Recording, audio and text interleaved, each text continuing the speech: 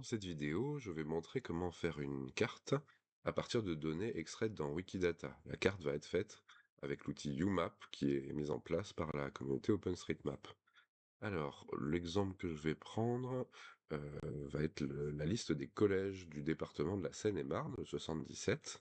Et donc, ce que je vais commencer par faire, c'est voir dans Wikidata la base de données collaborative associée au projet Wikimedia, ce qu'on a sur, par exemple, un collège de Champs-sur-Marne, le collège Armand Lanoux.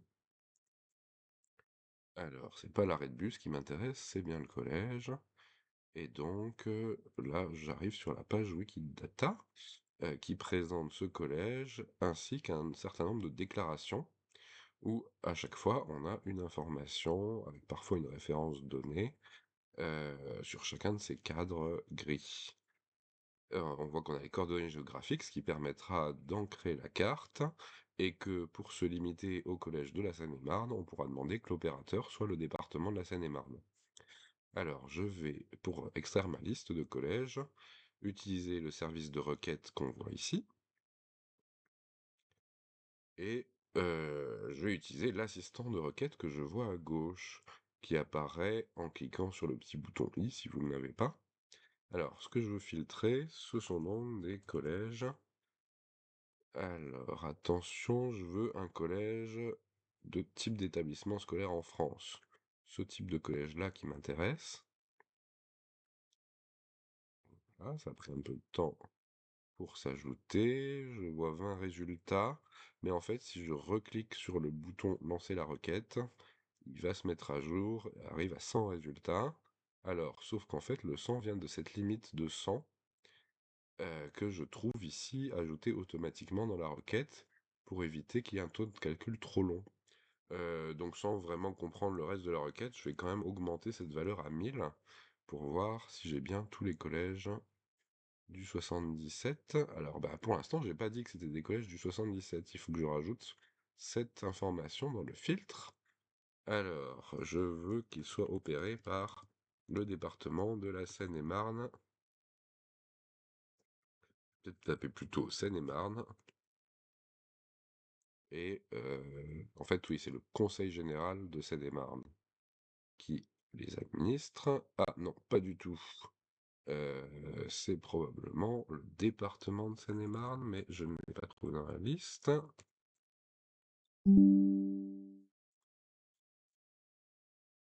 Alors, on va essayer de rajouter département de Seine-et-Marne. Voilà, oui, c'est ça. Département de la Seine-et-Marne.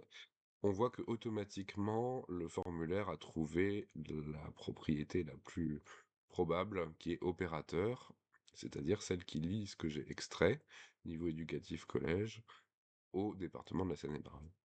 Et donc, j'ai à nouveau 20 résultats. Si j'appuie sur lecture, ah voilà, 133, c'est bien inférieur à ma limite de 1000, donc ça doit être correct. Alors là, ce que je vais rajouter, c'est peut-être récupérer également des informations que je veux afficher dans mes résultats. Par exemple, la localisation administrative, ça va me donner la ville dans laquelle se trouve, enfin la commune dans laquelle se trouve le collège. Alors à nouveau, je reclique pour avoir les 133 résultats. OK. Et je vais peut-être aussi afficher une image du collège. Voilà. Alors, c'est peut-être pas très fréquent. Voilà, je vois qu'ici, il y en a une pour Fontainebleau, mais il y a quand même assez peu de photos de collège. Très bien. Alors, on continue peut-être en ajoutant autre chose à afficher, qui serait la personne en référence à qui le collège a été nommé. Voilà, nommé en référence à. Et voilà, je commence à voir ma liste. On voit que c'est plus organisé sous forme de tableau parce que il y aura un peu trop de colonnes à ajouter. Au passage, on voit que dans les résultats de Wikidata, on pourrait directement essayer d'avoir une carte. Ah tiens, non, ça a l'air d'être bloqué désormais. Peut-être que quand j'ai rajouté les dernières propriétés, ça n'a pas fonctionné. Ah bah non, c'est juste que j'ai pas les coordonnées géographiques. C'est quelque chose que je veux rajouter également. Alors, je vais remettre mon nommé en référence A, mais je veux absolument afficher les coordonnées géographiques pour pouvoir en faire une carte. Alors, désormais, si je relance ma requête, j'arrive à créer une carte. Voilà, je retrouve un fond de carte qui a l'air de venir d'OpenStreetMap, en effet. Donc, carte également créée de façon collaborative et mise à disposition sous licence libre. Alors, moi, ce qui m'intéresse, c'est de faire ma propre carte, puisque vous allez voir que je vais la personnaliser. Donc, je vais exporter ces données, les télécharger au format CSV, donc un format de type tableur, c'est-à-dire des données dans un tableau et qui vont être séparées par des virgules. Alors, pour traiter ce fichier, je vais l'importer dans un outil de tableur. Là, j'utilise l'outil LibreOnlyOffice, mais vous pouvez aussi utiliser n'importe quel tableur, comme LibreOffice par exemple, LibreOffice Spreadsheet. Et donc là, dans OnlyOffice, j'utilise le menu Données pour insérer mes données. Non, pardon, j'utilise... Si, c'est ça. J'utilise obtenir les données à partir du fichier TSV. Je charge le fichier en vérifiant qu'il est bien découpé en colonnes. OK. Et alors là, ce qui me gêne, c'est que mes coordonnées géographiques sont pas dans un format que l'outil en ligne UMAP va pouvoir intégrer. Il va falloir que j'insère 2 colonnes à gauche, une colonne que je vais appeler longue pour longitude, une que je vais appeler lat pour latitude. C'est ce qui est attendu par UMAP pour afficher les différents points. Et donc là, je vais devoir proposer une formule pour extraire la longitude et la latitude de cette cellule. Alors, ce que je peux faire, c'est écrire que je veux la gauche de ce texte, jusqu'à quel caractère? Jusqu'à la position de l'espace dans le texte. Donc je cherche espace entre guillemets, point virgule, je clique sur ma cellule, et je m'arrêterai un coup avant d'avoir trouvé l'espace. Voilà, alors là il me reste encore ce point parenthèse qui me gêne, donc pour ça je vais utiliser substitut, et substituer au texte point parenthèse ouvrante, le texte vide, donc ça devrait me supprimer, voilà, le point parenthèse ouvrante. Je vais faire à peu près la même chose pour la latitude, sauf que cette fois-ci c'est la droite que je vais récupérer de cette cellule. Combien je vais récupérer de caractères? Eh bien, le nombre total de caractères moins la position de l'espace. Du coup, ça me donnera ce qui reste à droite. C'est-à-dire nb car, le nombre total de caractères de ma cellule I2, moins, à nouveau, je cherche la position de l'espace dans cette cellule I2. Je ferme ma parenthèse de droite, et apparemment, j'ai presque ce qu'il me faut. J'ai une parenthèse en trop. Donc là encore, substitut pour substituer la parenthèse fermante en la remplaçant par la chaîne de caractères vide. Donc voilà, texte vide, entre guillemets. J'augmente un petit peu la taille, et là je vais copier ou faire glisser vers le bas là, avec ma petite poignée ma formule jusqu'à la fin de ma liste. Et voilà, très bien, j'ai obtenu mes coordonnées géographiques. Et donc, ceci me permet désormais de télécharger le fichier comme un CSV, voilà. OK, on me dit que ça ne télécharge que la feuille qui s'affichait ici. Et c'est désormais ce fichier que je vais pouvoir charger dans UMAP. Alors, UMAP, vous pouvez vous y connecter ou créer un compte. Moi, j'ai un compte à partir de mon compte OpenStreetMap. Voilà, je me connecte. Et désormais, eh ben, je vais rajouter une carte que je vais appeler, en modifiant ici en haut à gauche, collège de la Seine-et-Marne. Alors, description, là, je vais dire qu'il s'agit d'une carte à partir de données Wikidata. Alors là, c'est bien pour la traçabilité de préciser la date de l'extraction extraite on est le 10 février 2026, à l'adresse. Et là, je peux également récupérer en fait l'adresse des résultats de ma requête en cliquant sur lien, URL courte vers le résultat, et si j'utilise ce lien, vous allez voir que ça me renvoie directement à la requête, en fait au résultat, mais si je clique sur modifier Sparkle ici, je vais pouvoir remodifier ma requête par la suite. Donc assez pratique. Je reviens à UMAP, je colle mon adresse, et désormais, alors déjà je vois qu'il s'agit d'un brouillon privé. Je commence par enregistrer le brouillon, et je vais pouvoir le rendre public en changeant les permissions, et en disant que n'importe qui peut voir cette carte. Voilà, je pourrais aussi rajouter d'autres personnes qui contribuent à la carte. Et je vais peut-être la centrer plutôt sur la Seine-et-Marne. Bon, on verra tous plus tard, ça se centrera automatiquement peut-être, au moment où je vais importer les données. Alors justement, allons-y. L'import de données, c'est ce petit bouton-là, la flèche vers le haut.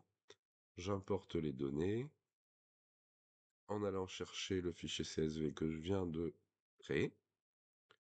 Format CSV, et là je vais donner un calque qui va s'appeler Collège de Seine-et-Marne.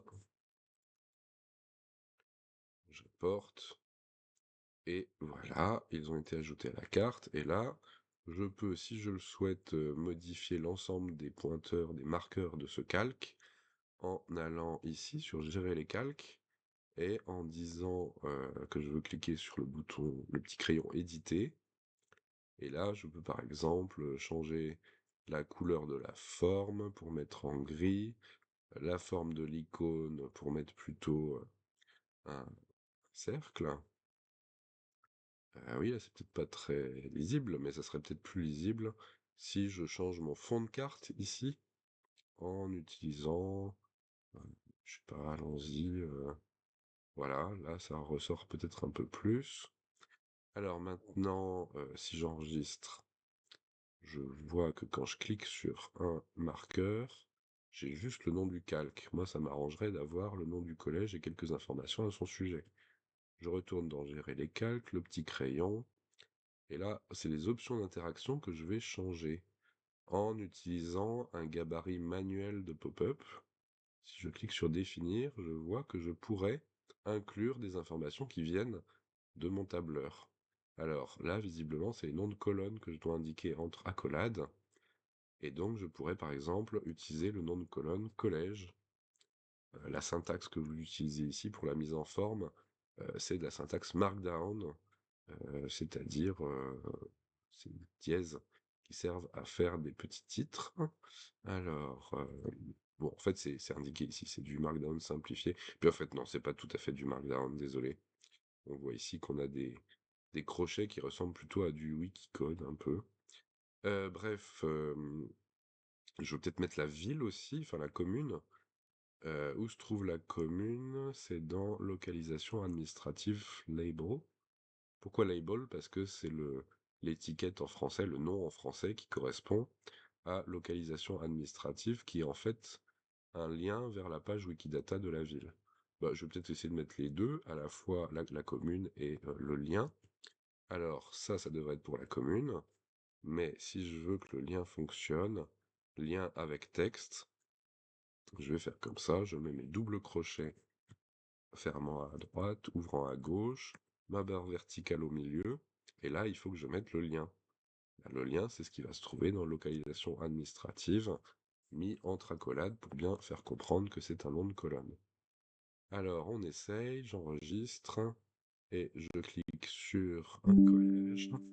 Ouh là là, alors c'est pas exactement ce que j'attendais, puisque, oui, malheureusement, j'ai utilisé collège au lieu d'utiliser le nom du collège.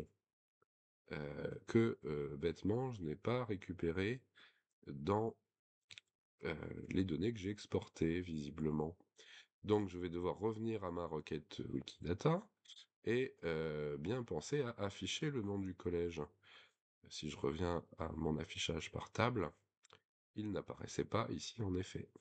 Alors, on va rajouter, pour cela, en fait, vous reprenez le même nom de variable, pourrait-on dire, avec ce point d'interrogation, collège, qui apparaît dans la requête. Alors, je vais peut-être cacher l'assistant de requête. Voilà, là, on commence à se plonger dans le langage Sparkle, qui est utilisé ici pour dire qu'on veut sélectionner les collèges qui vérifient toutes ces propriétés-là. Et donc, après le mot collège qui sert à récupérer l'identifiant Wikidata du collège, je rajoute collège label ici dans ce que je veux sélectionner pour qu'il m'affiche l'étiquette. Alors, dans quel langage? On le voit ici grâce à ce service Wikibase Label qui va utiliser le langage par défaut, puis l'étiquette dans toutes les langues, puis l'anglais. Peut-être pu rajouter français si je voulais être sûr, enfin FR, virgule, si je voulais être sûr qu'il me donne d'abord le nom en français. Bon, désormais, j'aurai mon étiquette, enfin mon nom de collège. Donc, je peux retélécharger le CSV. Ici, comme j'aurai une colonne en plus, je vais commencer par l'insérer pour que ma formule ne soit pas perturbée. Je me mets sur collège pour obtenir les données de mon fichier local. Je mets à jour. Je mets à jour. Ok, j'écrase. Visiblement, visiblement, ça a mis à jour. Voilà. Et donc, je peux retélécharger le résultat en enregistrant en CSV, enfin téléchargeant comme CSV. Ok. Et désormais, je vais mettre à jour les données en réimportant. Et là, je vais faire bien attention à bien réimporter dans le même calque pour que la mise en forme soit gardée. Et je lui demande de remplacer le contenu du calque. Voilà, j'importe les données. Visiblement, j'ai toujours le même nombre de points. Et désormais, je peux revenir par la liste de mes calques, par le petit bouton éditer, par le menu d'options d'interaction, à cette colonne que j'appelle collège label, que j'enregistre, et désormais, voilà, j'ai bien le nom du collège qui s'affiche au début. Enfin, je pourrais afficher l'image quand elle existe. Alors, essayons. Oui, peut-être essayons de la limiter à 300 pixels de large. Donc, je récupère ça. Comment j'avais appelé la colonne qui contenait mes images? Même si on n'avait pas beaucoup. Voilà, elle s'appelle image.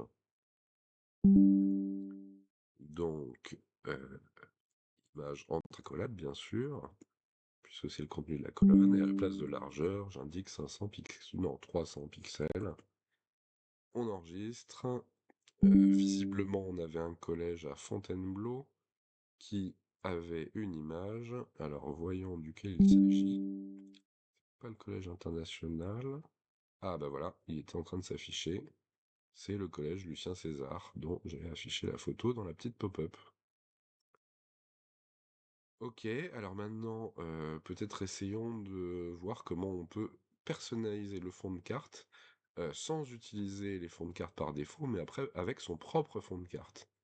Alors, pour cela, euh, vous pouvez utiliser n'importe quelle image que vous avez placée sur Wikimedia Commons. Alors, Wikimedia Commons, la galerie de fichiers multimédia de Wikipédia et des autres projets Wikimedia, sur laquelle donc on trouve des fonds de cartes, alors sous forme d'images la plupart du temps. Par exemple, si je cherche le département de la Seine-et-Marne, eh bien, je devrais avoir sur la page dédiée les cartes. Voilà, la carte hydrographique, ça pourrait être pas mal de l'utiliser. Alors, sauf que cette carte, il faut qu'elle soit géoréférencée, c'est-à-dire qu'on ait précisé les coordonnées géographiques de tous ces points. Et donc, pour cela, Wikimedia Commons permet de faire le géoréférencement directement sur le site. Alors, en général, je parle d'un exemple, parce qu'il faut avoir un code particulier dans la page Wikimedia Commons. Alors, je sais où trouver cet exemple. Là, si j'utilise la carte des rivières de Seine-et-Marne, j'ai déjà fait un géoréférencement de cette carte-ci. Et donc, alors c'est peut-être pas cette carte-ci exactement. Revenons aux cartes hydrographiques de la Seine-et-Marne. Voilà, c'est plutôt celle-ci. Vous voyez que cette carte, il est indiqué qu'il y a des données géotemporelles et que un outil Wikimap Swarper a été utilisé pour rajouter ces données. Alors, comment le faire sur n'importe quelle image d'une carte sur Wikimedia Commons? Oups, ça c'était une erreur quand j'ai modifié tout à l'heure. Je fais un petit copier-coller du début du code de mon image. Voilà. Je publie les modifications puisque j'avais fait une petite erreur de titre dupliqué. Je modifie ma carte des cours d'eau. Et donc, ici, eh bien, je vais coller les informations. Latitude, longitude, j'enlève parce que je ne connais pas les informations sur la carte qui m'intéresse. Je coupe cette description pour la coller à la fois en titre et en description. Voilà. L'auteur, c'est qui?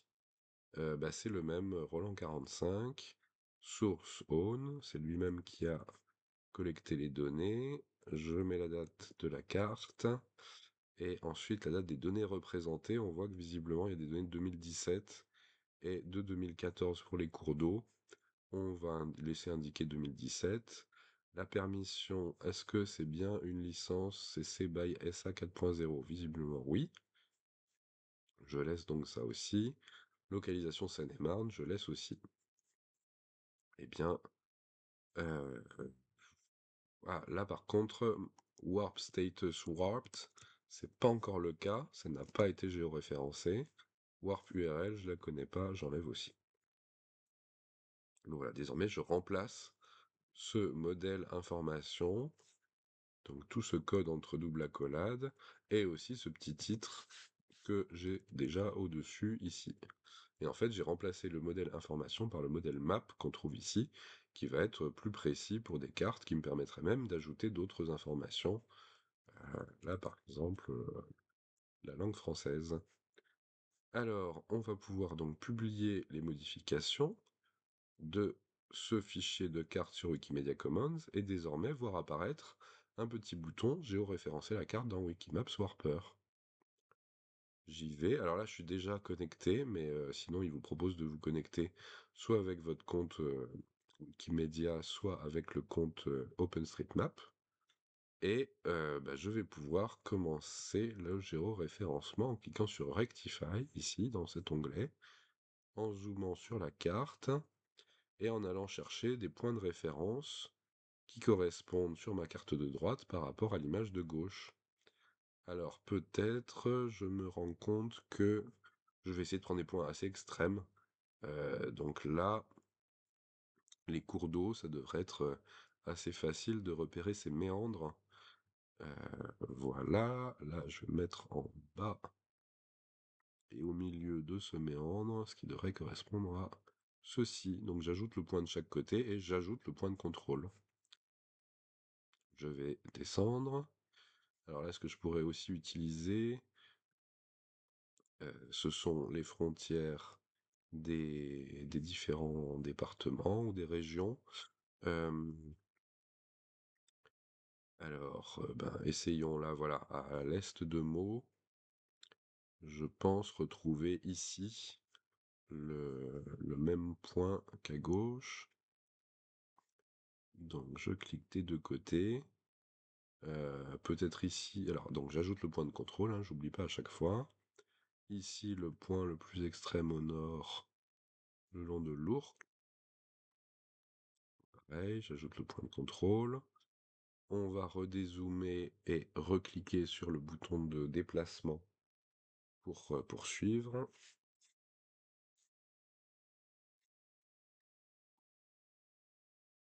Alors, est-ce qu'ici aussi on retrouve des frontières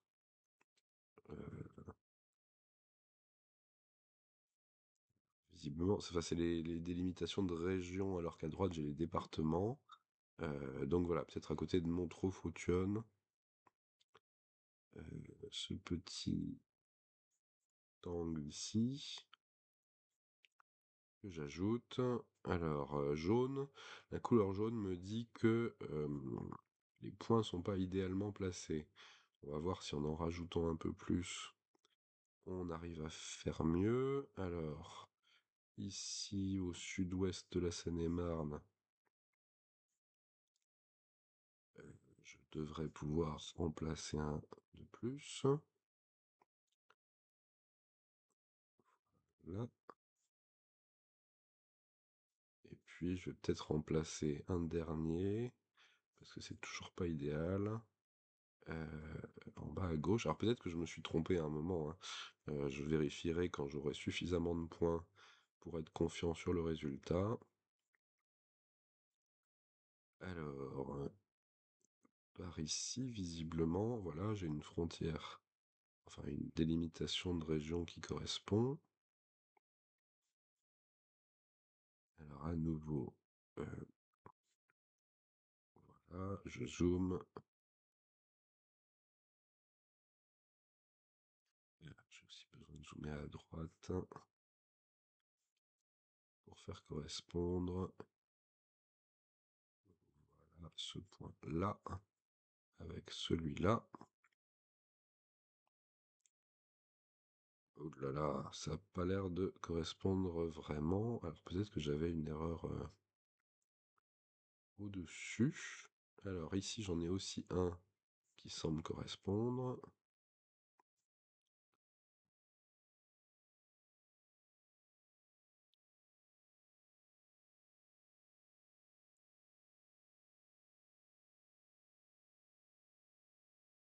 J'ajoute le point de contrôle.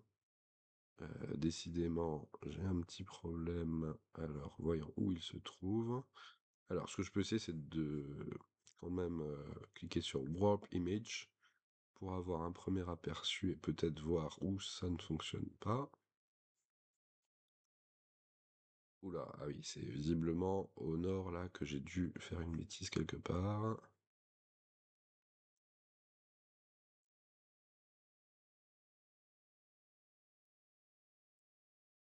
Oui, bah c'est peut-être juste pas le bon méandre de la Seine. Bah oui, c'est ça.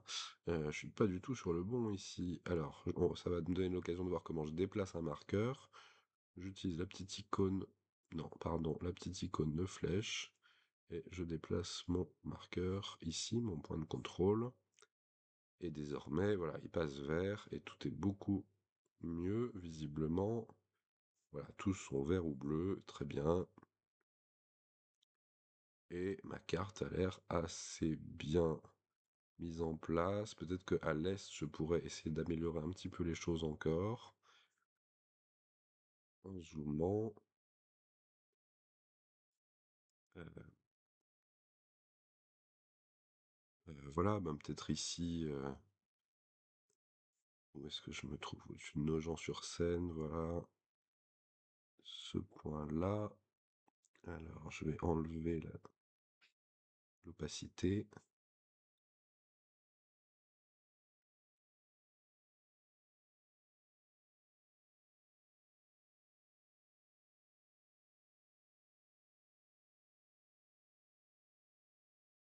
Et on réessaye.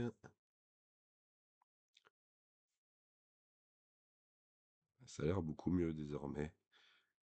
Pour mes cours d'eau, en tout cas, à l'est.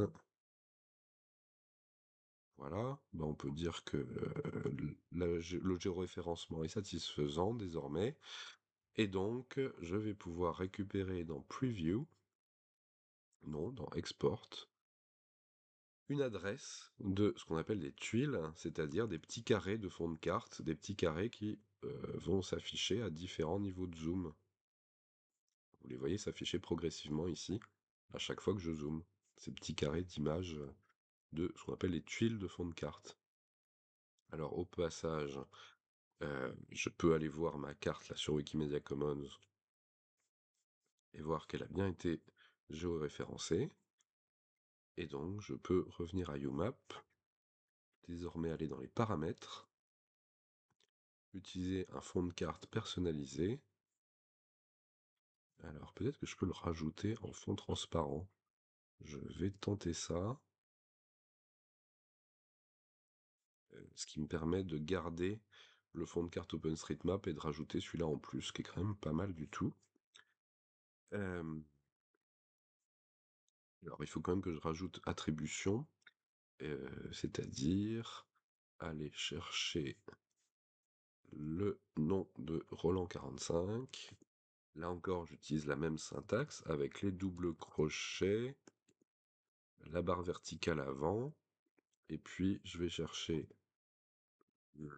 l'URL du compte personnel de Roland 45, et peut-être préciser Wikimedia Commons.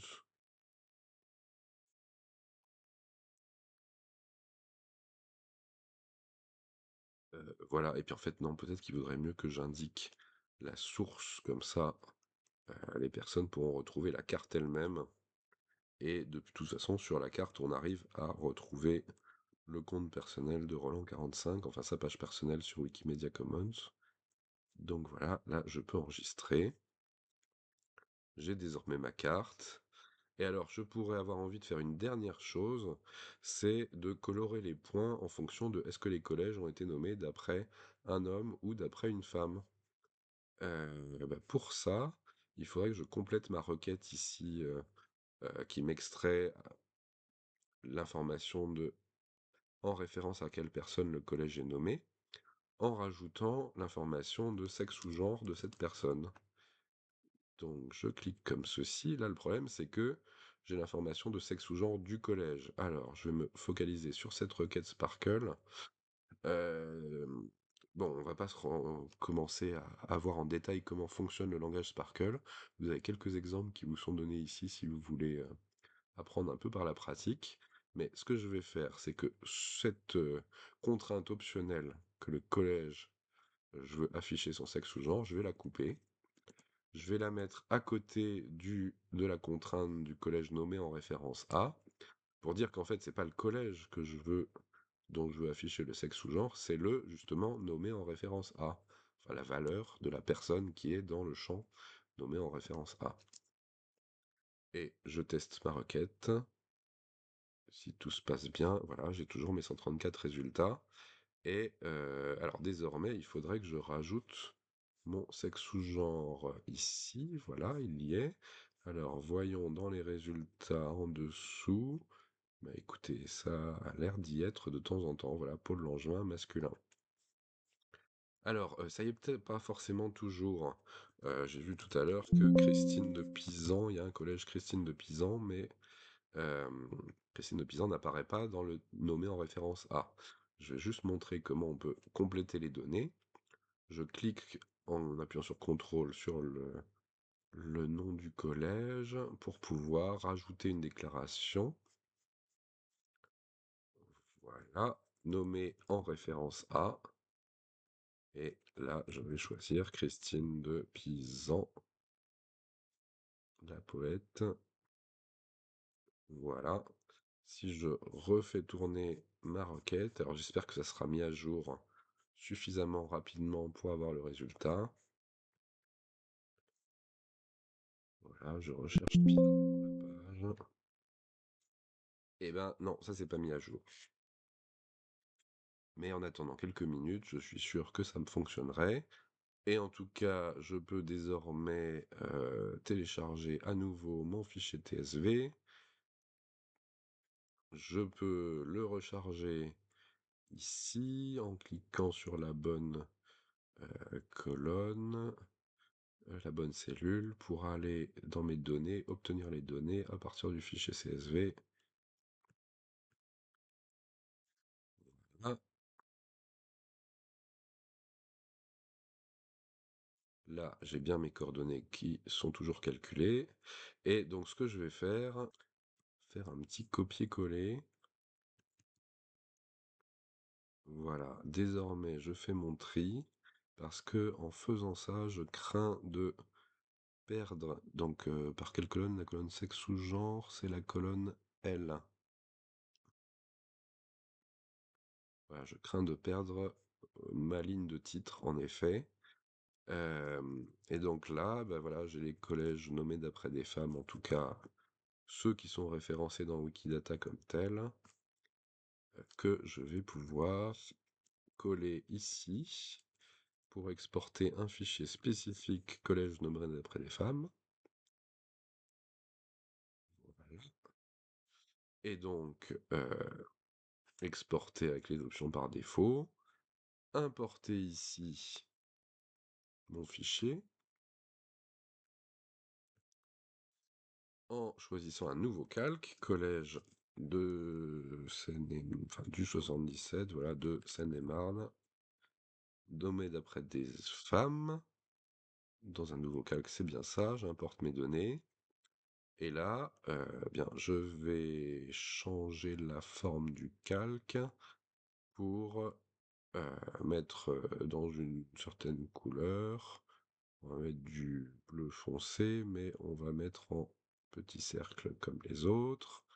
Et je pourrais aussi aller rechercher ici, dans Options d'interaction, la mise en forme de mes petites pop-up, mes petites fenêtres surgissantes qui apparaissent quand je clique sur la forme. Donc Options d'interaction, gabarit manuel de pop-up, et je colle ça ici. Enregistrer, voilà.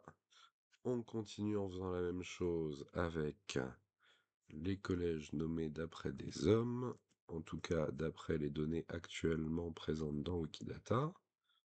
Comme il y en a plus, je vais écraser les données, voilà.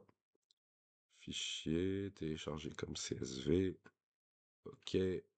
On revient dans UMAP, on va charger le fichier, et on l'importe dans un nouveau calque, collège de Seine-et-Marne,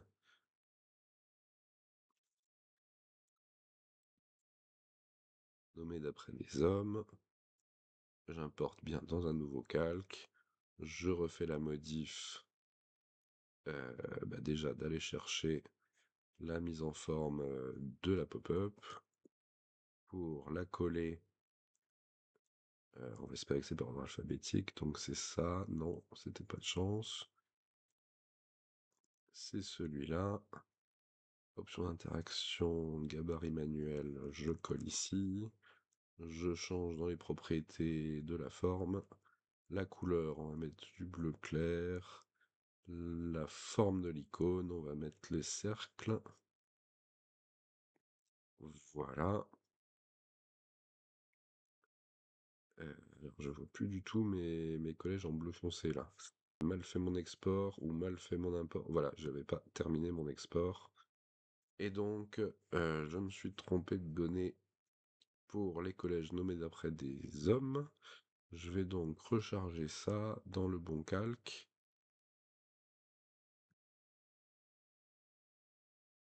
Voilà. Et les points qui restent, ce sont les collèges autres. Et donc éventuellement, je peux... alors je pourrais aussi changer ce fichier, ce calque, en indiquant, en chargeant juste les collèges qui restent. Mais là, je vais pas m'embêter, puisque les points ont l'air d'être sous les points rouges et les points bleus. Je vais laisser ça comme ça. Et donc voilà, j'ai obtenu ma carte des collèges nommés d'après des femmes en rouge, d'après des hommes en bleu. Peut-être que je devrais juste, pour terminer, changer dans les informations l'adresse d'export des données, puisque rappelez-vous, je l'ai modifié depuis. Et donc, je prends l'URL courte vers le résultat que j'ai ici, je copie ça, et je fais ma mise à jour.